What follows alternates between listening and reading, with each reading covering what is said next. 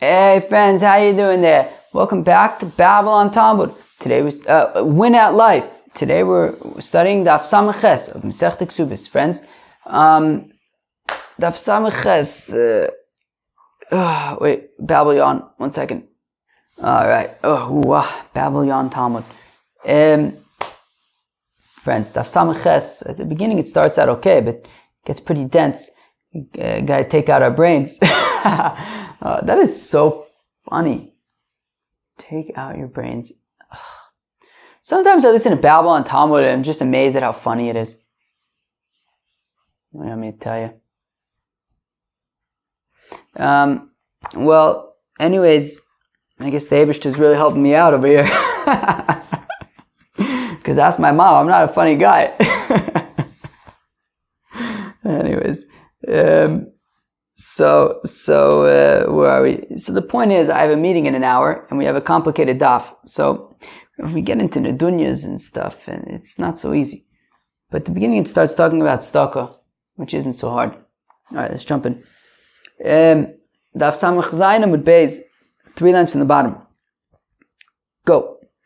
Reb Abba avatzayir zuzeh besudre. I don't really understand exactly what was happening in this story, but Reb Abba would would bundle money in his, I don't know, turban or something, cloak, and then throw it behind him, then go to like poor people's houses, and it would be like behind him, so like he wouldn't necessarily see, but but he also like would keep an eye out to make sure that tricky people aren't like stealing it. Okay. Chanina have a anya have a rogil shadurile arba zuze komaili shabsa. So Chanina, there was a certain poor fellow that every Friday he would bring Reb Chanina would bring to the fellow 4 zuzes. 4 zuzes. Yoma chad, probably one Friday. Shajinu niale biadvisu. He sent the 4 zuzes with his wife. Asoy Amrle, and she came back home and she reported to Reb Chanina lo tzarich. The fellow does not need these 4 zuzes. My chazis. So he asks her, why do you say so? What did you experience? What did you witness? Witnessify, is that what we said? What did you witnessify? Witnessify. Well, I think that's what we had said, right? Witnessize. Witnessize, I think. I think that's what it was. And then I think the app was witnessify. But witnessize. No, but to witnessize is you witnessize in court. Meaning, I guess he's asking her to witnessize to him that which she witnessed. Okay? Anyways, so he says to her, what did you see? So, Shami da'ava ka'amre lei. Well, I got there and I overheard that they were saying to this quote-unquote poor fellow, Bo me'ata soid, with what would you like to feast? Bitzlei kesef or bitzlei zov? Do you want the white tablecloths? Do you want the silk colored tablecloths? Ki'ilu, this guy was a fine schmecker. He's living the life. And here is Reb Chanina dropping off 4 zuzes at his house every Erev Shabbos because he thought that the fellow needed tzedakah, and in the meantime, he's a fine schmecker. Omar, so Reb Chanina says, Hanu da Omar Reb Elazar, this is exactly what Reb Elazar says, but overnachtlich tovel Ramoin, we have to thank the nudniks. We have to thank these tricky fellows, these tricky individuals. Because if not for the fact that there were these nudniks to be sinning, then we'd be in big trouble. Shenemar, as the pasuk says, V'kara alecha el Hashem b'ayu b'chochet. Because it says regarding a poor fellow that if you don't help him out, then he's going to call out to the Eibishter and you're going to be sinning. V'tani Reb Chia barav midifti, Rabbi Shua ben Korcha omer, kol hamaylim einov min hatzedakah, that anybody who hides himself from giving tzedakah, ki'ilu oved avodas kochavim. It's as if he worships idols. Ksivacha yishamilcha pen yiyadavam l'vavcha v'liyal v'gomer. It says by giving tzedakah that guard yourself lest you be, a nudnik.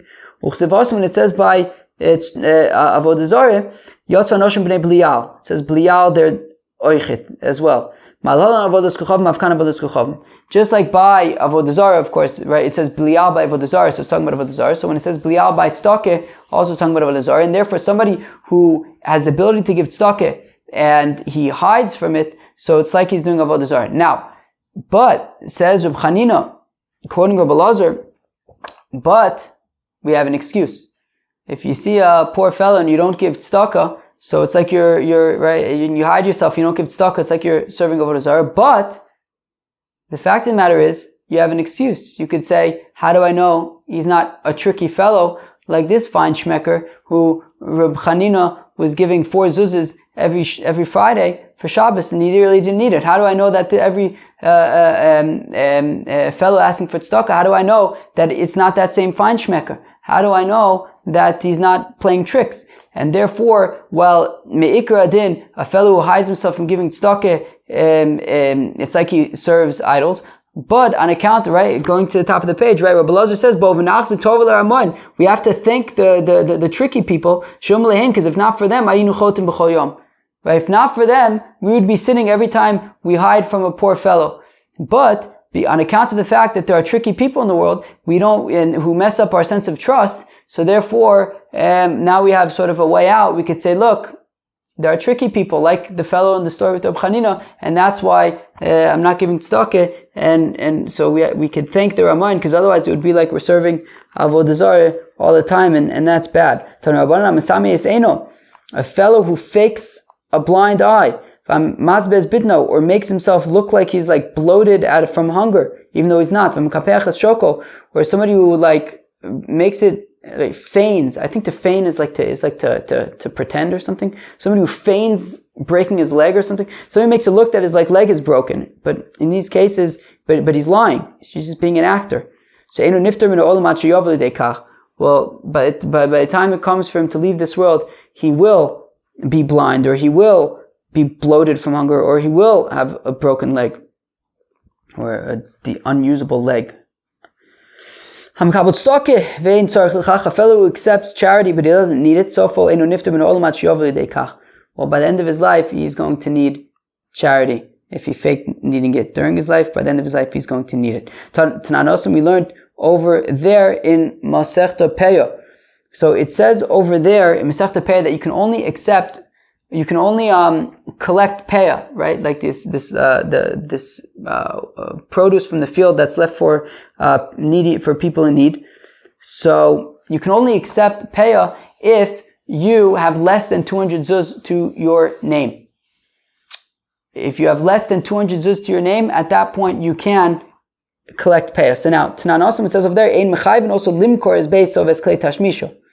But we do not require him to, right? If a fellow Mamish has less than 200 zuz in his bank account, but he owns a house, he could theoretically sell the house and then he'll have 200 zuz.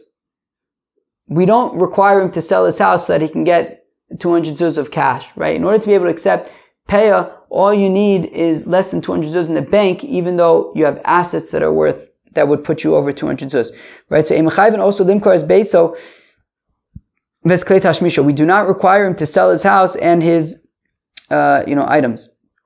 Below, is that really the case? We learned it right. So if he was using golden vessels, he should sell those and exchange them for silver vessels, so that he has, he gets above the 200 zuz line. If he had silver vessels, he should be using copper vessels. Rav Zvid says, Rav Zvid lo kasha, it's no problem. Well, it depends. If it's a bed and a table, then you would sell it. If it's cups and plates, so then you do not have to sell it. Mashna kosas v'kairis delo. How come you don't have to sell cups and plates? To amr easily, because they'll say it's disgusting to me to use, I don't know, I guess I have to exchange them for something else. Mitu v'shulchanami. But can't he say the same thing by a bed and a table also, that he's not interested in these other ones? So Rabbi Brei Rabba says, well, no, what we're saying that you sell is something like a silver plow that I guess doesn't really matter if you swap it for a different one. Rav Papa Omer says, Rav Papa Lokashis, no problem, kan kodem shiavli de giboy, kan lacha shiavli de giboy. Oh, so Rav Papa says, well, it depends. It depends if he was tricky. right? If he doesn't have 200 zuz to his name, and he goes and he collects payah, so Beseder, he doesn't have to sell his items in order to, said he goes over the 200 zuz line, right? So if he owns a house, let's say, which is worth more than 200 zuz, but he has less than 200 zuz of cash in the bank, so he's allowed to collect payah, and that's fine. But if he has more than 200 zuz, and he collects payah, so then we say, you can no longer, if he already collects payah, so then if he has 200 zuz and he collected anyways, even though he wasn't allowed to, so Bezdin says, give us back what you took. And when they take back what he took, he can't afford it, so then he needs to sell his property in order to pay back what he took. So if he had less than 200 zuz, so we don't say sell your house that you have more than 200 zuz, right? We don't say you're not allowed to take payah, you have to sell your house. We don't say that. If he has less than 200 zuz in the bank, he can collect. But if he has more than 200 zuz, he's not allowed to collect. And if he does, then Bezdin collects from him what he took. And if he can't afford that, then he has to sell his house because he wasn't supposed to be taking payah when he has more than 200 zuz. Now we get to a new Mishnah. And friends, here I'm going to need you to take out your brains. You're going to have to use your brains a little bit. Okay. It says the Mishnah, Yisoma she'isiyasa ima. Okay, how much time do I have? I have 50 minutes until the meeting. That should be enough time. So, Yisoma she'isiyasa ima, or achel midaito. So if you have a Yisoma, if you have a Pesi Yisoma, so you have a orphan, a Ketana, whose father passed away, she'isiyasa ima or achia, and her mother or her brother married her off when she was a Ketana, midaita, with her knowledge, v'chazvu la b'meya o b'chamishim zuz, and they wrote her dowry to be 100 or 50 zuzes. Yichol lehi mishetagdil lo tzimiyadon masharoi li'nosein la. She could renegotiate it when she gets older for more. And what this means is that, so we're going to see different kind of opinions about how you calculate the nedunya in such a case when the father is gestorben, when the father is not alive.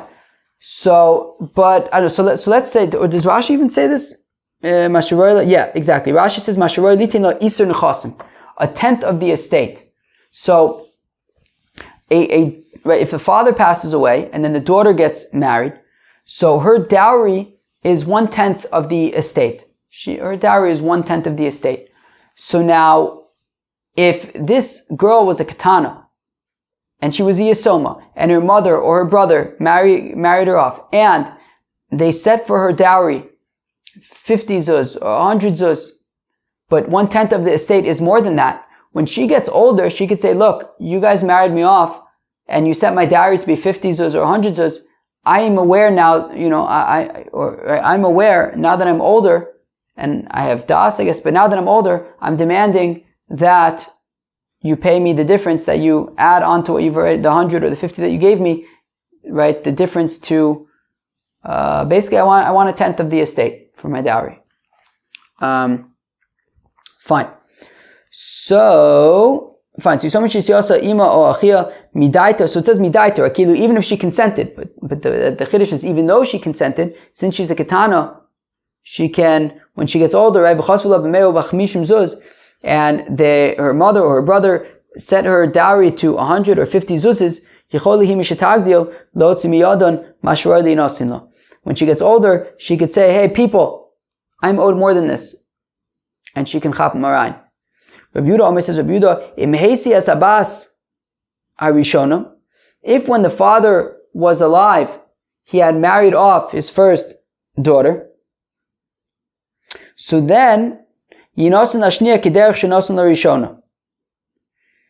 in that case, you give to the second daughter, after the father dies, in the same manner that he gave to the first daughter, right? So, if there were two daughters, and when the father was alive, he married off the first daughter, and then he passed away, now we're marrying off the second daughter, after he dies.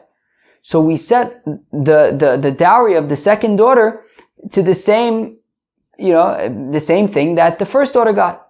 So whatever the first daughter got, you assume that the father would have given the same dowry for the second daughter. That's Rabbi Yehuda's opinion. But Chacham is the Chacham say, Paim she'adam ani veheshir or asher ve'eni. Whereas the Chacham say, look, you can't just assume that, because maybe at the time he was poor, but then he became wealthy, and maybe he would have given the second daughter a lot more than he gave the first daughter. Right? Or sometimes he is a wealthy person, but then he lost his money. The Gemara is going to explain exactly what this means. But and therefore, even though maybe he gave a big dowry for his daughter, maybe circumstances would require him to give a smaller dowry for the second daughter. Rather, we take a look at the value of the estate, and based on the estate, we can determine her nedunya. Okay. Amar Shmuel says, the Gemara that Shmuel says, Lefarnos shaman ba'av. So when it comes to the nedunya, the dowry of a yisoma, so shaman ba'av, we estimate what we assume the father would have given. Right, says Rashi, Abbas Yisoma, if you have an orphan girl, Shabas Linase, who wants to get married, who's getting married, Nostim la nedunya, we set her dowry, Kefi omid sha'anu bekin ba'aviyah v'achanu kamtsin. Based on what we understand, what kind of mindset we understand her father to have had. Is he a fellow who is very giving of his money, or is he a fellow who's more frugal with his money? And based on how they understand the personality of the father when he was alive, they can determine how much how much would be appropriate for her dowry. But it is a subjective amount, not an objective amount. It's not like 1/10 of his estate. No, it would be more if he was a more giving fellow, and less if he was a more less giving fellow. You got that? A more less giving fellow. A more frugal fellow. Amar Shmuel says, Shmuel, Lefanos Sham Ba'av. So again, Shmuel says that when it comes to the dowry of the daughter, when the father is no longer alive, so we estimate based on what we understand the father, based on what we understand the father would have wanted to set for her dowry. Meisvei, we have a contradiction. Abonis, nizonis umisparnesis minichse avian. That the daughters, they get sustained, right? They get food, they get sustained. Umisparnesos, and also parnasa, and the assumption right now is what's parnasa? The nedunya.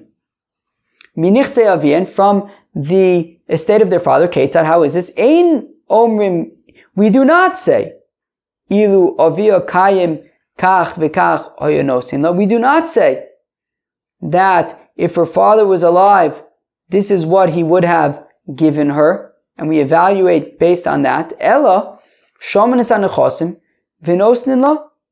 Rather, we evaluate the estate objectively, and then we give it to her. My love, parnosa sabal. And what does it mean, parnosa? It means the parnosa sabal, the dowry. So meaning, we have a brayso that's saying that when it comes to mazon, food, umisparnesis, right, and parnosa, the dowry, so we say we don't make it a relative amount. We don't make it subjective. We look at the value of the estate currently, and we set a fixed dowry based on that. So Shmuel on the one end is saying that we set a subjective dowry for the daughter based on how we understand the father's personality to have been. And yet we have a brayso that's saying that both by mizonis as well as by the dowry, by the nedunya, we take a look at the estate and we have a fixed dowry based on the value of the estate. No, it's talking about mizonis. Says Rav Nachman Bar Yitzchak, no. When it says parnosa, it's talking about mizonis, and that's why it's a fixed amount, but the dowry would be subjective like Shmuel. Nizonis umisparnesis katani, but 1 second, but it says nizonis and misparnesis. My love, achas parnosas haba, achas parnosas atzma. Mistome, one of them is talking about mazon, mizonis, food, and the other one is talking about a dowry. Two separate things. Lo idividi parnosas atzma. No. They're both talking about her sustenance, her food. They're both talking about her food, and we're saying it's a fixed amount. And we're saying that one of them is talking about eating and drinking. The other one is talking about clothing. And we're saying that it is a fixed amount. But when it comes to the nedunya, when it comes to the dowry, that would be like Shmuel, that would be a relative amount, a subjective amount, based on how we understand if the father was a, more giving or not. Now we learn in the Mishnah, right, we learn in our Mishnah, the Chacham say, so sometimes you have a situation, right, meaning the Mishnah had said that if there are two daughters, one was married off before the father died, the other one was married off after the father died. So Rabbi Yehuda had said that we take a look at what the father committed for the dowry of the first daughter, and we do the same for the second daughter. Whereas the Chacham said that sometimes a fellow, right, as the Gemara says, the Chacham say, sometimes you have a poor fellow, right? So maybe he was poor at the time of the wedding of the first daughter, but then he became a wealthy fellow, or maybe at the time of the first daughter's wedding he was a wealthy fellow, but then he became poor. So we can't just assume that we give the second daughter like the first daughter. Rather, says the Chacham, we evaluate the estate at the current value, and we give her a fixed amount based on that. My ani, my osher. Now, when the Chacham say that sometimes he's poor, sometimes he's wealthy, what does this mean? If it means literally, sometimes you have a fellow who's poor and he becomes wealthy, or sometimes you have a fellow who's wealthy and then he becomes poor. But one second, that's just the opinion of the Chachamim. Michal the Tanakama Sovar, implying that Rabbi Yehuda's opinion is afilu osher ve'eni kidmei karya ivinun law, that the Tanakama who says, that Rabbi Yehuda who says that you give the second daughter like the first daughter, he would say that even if he was initially wealthy and became poor, so then still you give the second daughter the same amount that you gave the first daughter. Haleisle, he doesn't have it, he's poor now. So elalav, ani bidas, osher bidas. No, rather, what it must mean is that the Chachamim are saying that sometimes you have a fellow who's ani bidas, he was less giving, and then he became osher bidas, he became more giving, more forthcoming.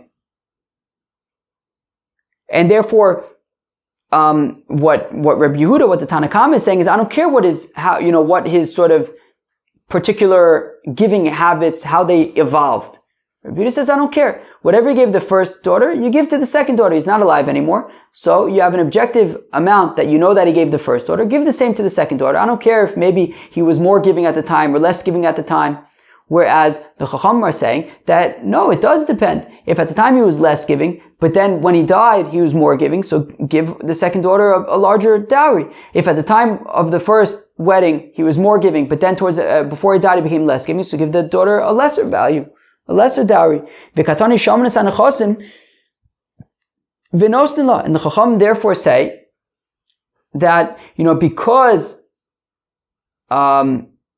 things change, so therefore we don't simply, I don't know what I just said a minute ago, but meaning sometimes a fellow, Rabbi Yehuda had said that regardless of what his sort of spending habits, how they evolved over his life, Rabbi Yehuda says you just give whatever the first daughter got. Whereas the Chacham say no, because his spending habits can change, it's hard to, you can't just give whatever he gave the first daughter, and therefore we need an objective amount, and therefore we look at the estate and we give a value based on the estate. So So we see that according to the Chacham, we do not go based on an evaluation. I guess according to both Tanakhama and according to the Chacham, right? Because according to Rabbi Yehuda, we say you just give whatever you gave the first one. According to the Chacham, we say it's based on a fixed amount. It's based on the value of the estate. Neither one says that we try to figure out what his psychology is and what he would have wanted to give. Neither one says that. Therefore it's a kasha to the Shmuel period, right? Therefore it's a kasha on Shmuel who says that we provide a dowry for the daughter based on what we project that the father would have wanted. Hudamak Rabbi Yehuda. So the Gemara says, well, Shmuel holds like Rabbi Yehuda. It's not that we learn in the Mishnah. Rabbi Yehuda Omer says Rabbi Yehuda Imhesi Bas Arishona, that if he married off the first daughter, Yinoten Lashnia Kederech Shenosen Larishona, that you give to the second daughter in the same manner that you gave to the first daughter. Interesting. No, so I guess Rabbi Yehuda isn't saying that you give the same amount that you gave to the first daughter, but you give it in the same manner that you gave to the first daughter, which I guess would be more subjective and relative to kind of his spending habits at the time. Okay. So then just say that the halacha is like Rabbi Yehuda. Why does Shmuel say that it's a subject? He says, what does Shmuel say? Why doesn't he just say that says, right? It says Shmuel that the halacha is like Rabbi Yehuda. So if you would say that the halacha is like Rabbi Yehuda, Hava Amina, I would have thought to say, Davka Yisiya. Well, Rabbi Yehuda specifically says that if he married off, right? He says, Imhesi Basarishona. If he married off the first daughter, so then we use as a precedent his spending habits that he did for the first daughter and do the same for the second daughter.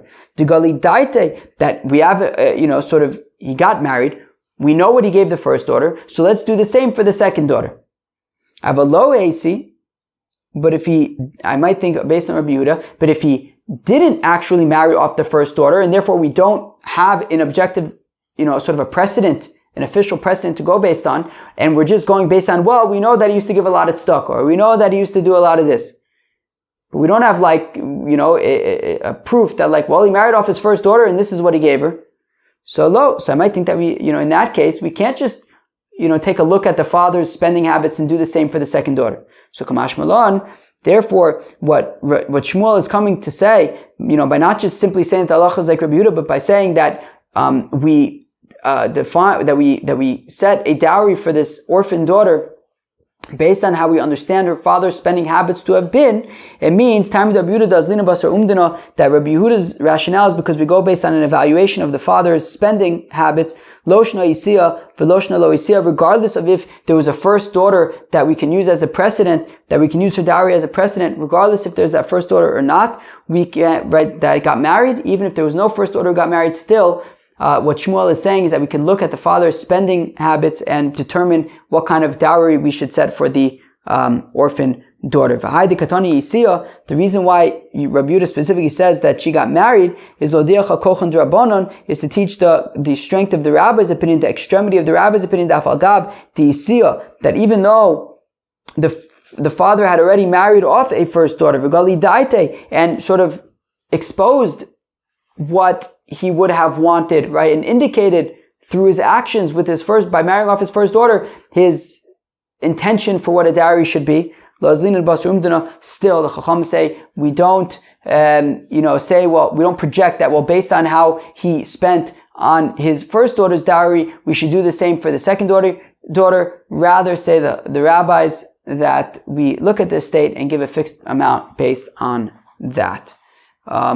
Okay. Fine, but Shmuel holds like Rabbi Yehuda that it is a relative, it's a subjective amount based on how we understand the father's spending preferences to have been. Amar Rava says, Rava to Rav Chisda. Rava says to Rav Chisda, his father-in-law, I don't know if he was his father-in-law at that time, but he says to Rav Chisda, Darshinan mishimcha halachik Rabbi Yehuda, that we say in your name that the halacha is like Rabbi Yehuda, that the dowry of this orphan daughter is a subjective amount based on how we understand the spending preferences of the father. And Rav Chisda says, wow, I wish that you would say all such great things in my name. Does Rava really say that the dowry of an orphan daughter would be a subjective amount based on how we understand the spending preferences of the father to have been? But we learn in the Brisa, Rabbi Omer says, that a daughter who's getting food, who's being sustained from the brothers, Nutelas Isur Nechosim, Chapsarain 1/10 of the estate as her dowry. That is an objective amount, not a subjective amount. Rav says, that the halacha is like Rebbe, lo kash, it's no problem. Well, it depends if we recognized the spending habits of the father or not. If we know him and we know his spending habits, well then we would say that it's a subjective amount, like Rabbi Yehuda.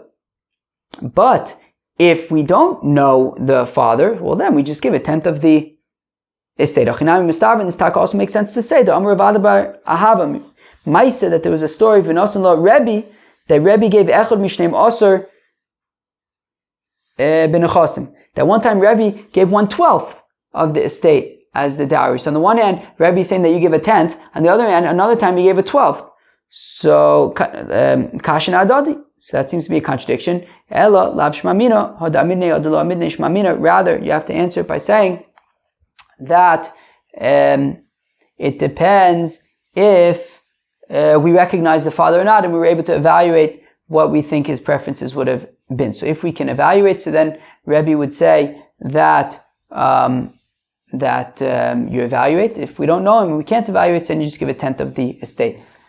Wow, friends, this is already, we're half an hour into the daf, and we're still on the first Amud. And to make things more geschmack, I prepared this daf at a chasana. You know, the last 2 chasanas I went to, the daf that day was not easy.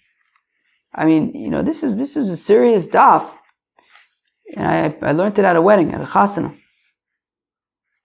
That's my thing. I get to a chasana, the first thing I do is I find a quiet spot, I jump in a groove, and I prepare the daf yomi. That's the first thing I do when I get to chasana. Find a quiet spot, jump in a groove, prepare the daf yomi. So I prepared this daf in a groove at a chasana.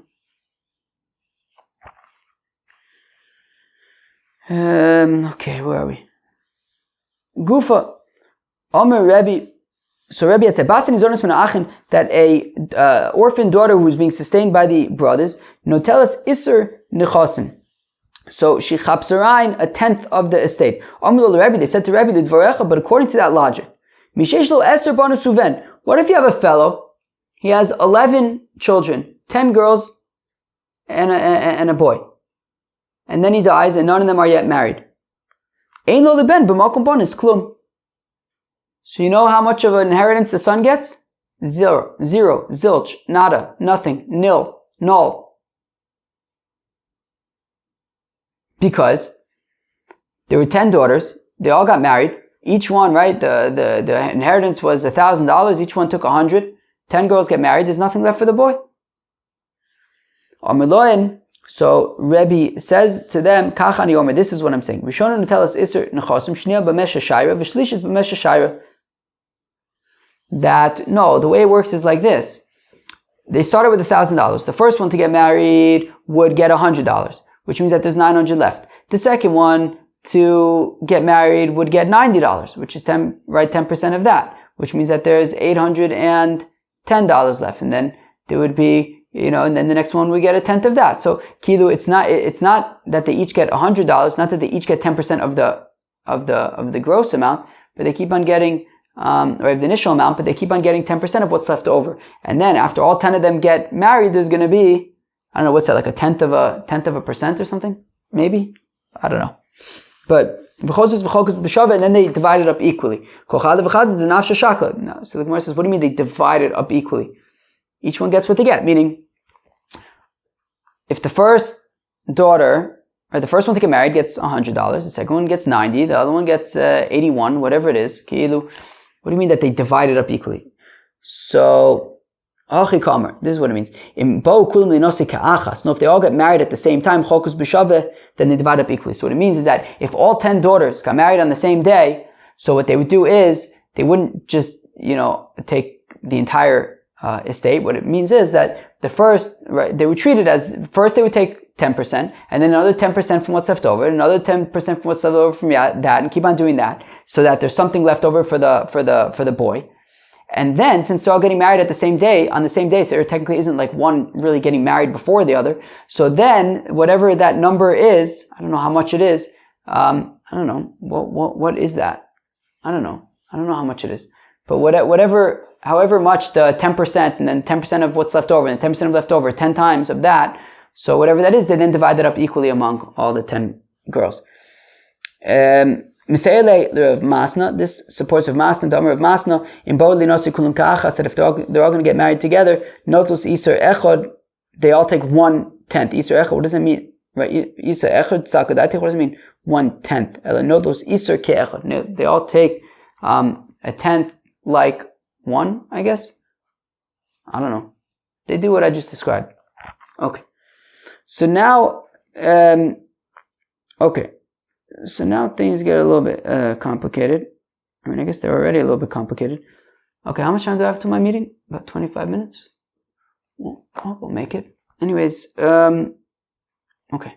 The daughters, Bain Bagru Achlanisu. So whether they became Bogereses and they're still single, right? We're talking about orphan girls. So now they're unmarried, orphans, and they're 13 and a half. 12 and a half. When Nisu Achlo Bagru, or if they got married before being a Bogeres. Ibdu Mizono saying, Velo Ibdu Panasasan Divi Rebbe. So Rebbe says, look, once they either, whatever happens first, either these girls get married or they become a Bogeres, at that point they no longer qualify to get Mizonis from the estate, but they still get their dowry. If they get married, they still get a dowry. That's Rebbe's opinion. Reb Shimon ben Elazar, Omer says, Reb Shimon ben Elazar, Af Ibdu Parnasasun. They even lose their Parnasis. So meaning, once this orphan girl becomes 12 and a half years old, she no longer gets Mizonis, and if she gets married, she no longer gets a dowry. And if she got married before, right, she got married, let's say, as a Naira, so in our Mishnah we had mentioned, right, that if she had gotten a dowry that was less than 10% of the estate, i.e., she got a dowry that was lower than she deserved. So again, so says Reb Shimon ben Elazar, Ibdu Parnasasan, she can't renegotiate. We had said in our Mishnah that a Ketana, when she gets older, can renegotiate, but we're saying that if she got married as a Bogeres and she got a lower dowry, she can't then turn around and say, hey, I should be getting more. So Ketzadein Osos, so what do these girls do, right? So if you have a girl, she's like getting close to 12 and a half years old, and when she hits 12 and a half, she's going to lose her dowry. So what does she do? Sochus lein bailim, so they hire a husband, motzin lein panasason, and then so that they make sure they quickly hire somebody to marry them, so that they can get married before they're 12 and a half, and they maintain their dowry. Rav Nachman, Huna, the Rav Nachman says that Huna told him, I assume that that's Rav Huna, Hilchsa ke Rebbe, that the halacha is like Rebbe.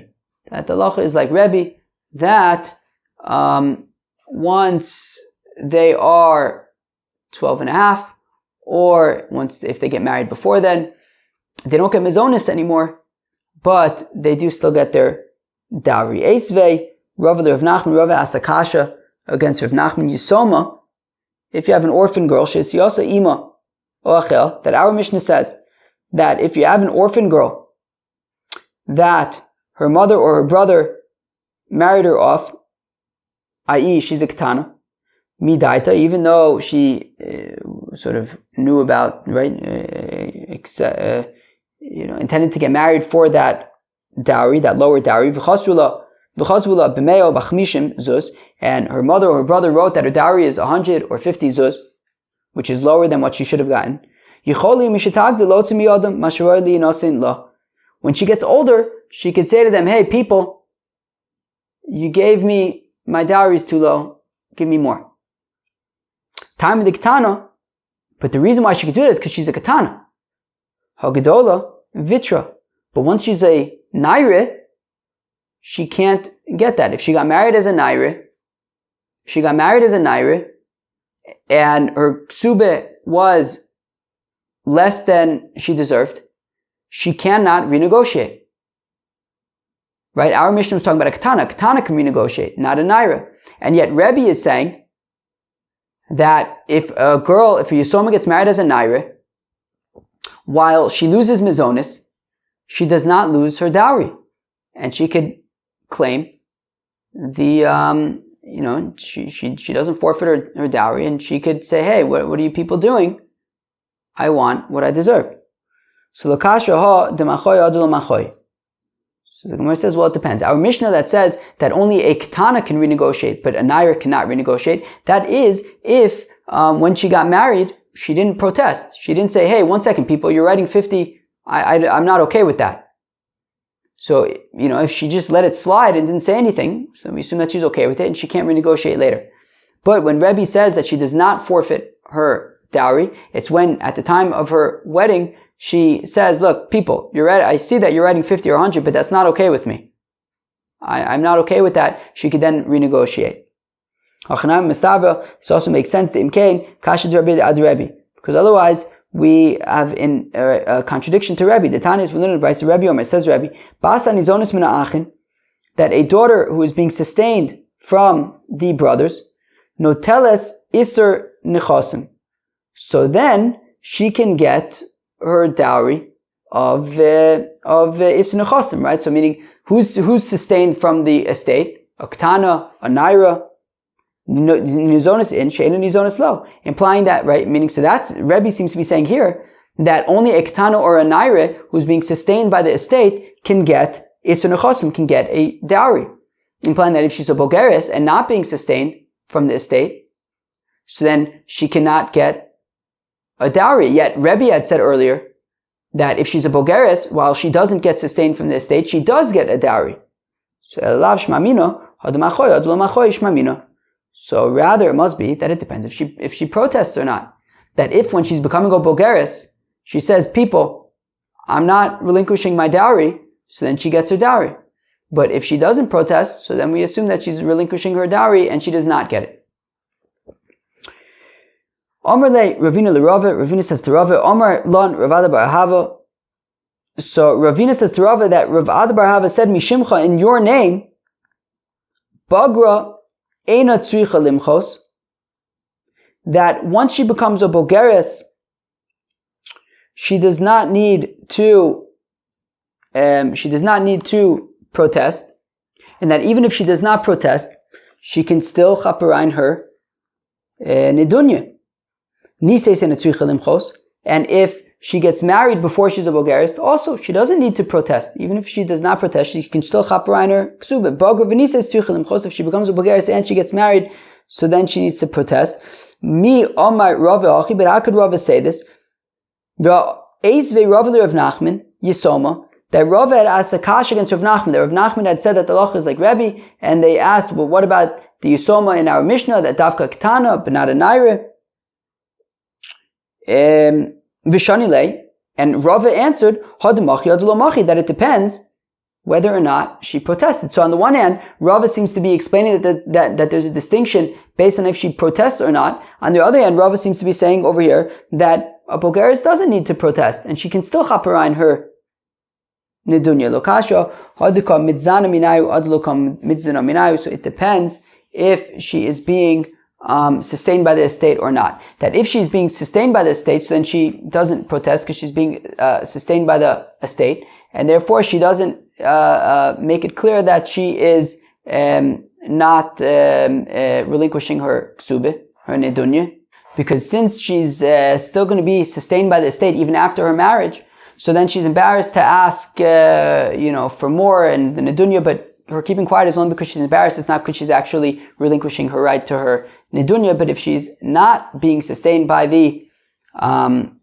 estate, then only if she asserts that, hey, I want my nedunya, then she can chaparain. But if she doesn't assert that, then she doesn't chaparain the nedunya. Friends, that was daf. We're going to stop here. We'll have to pick up from here tomorrow. Complicated daf.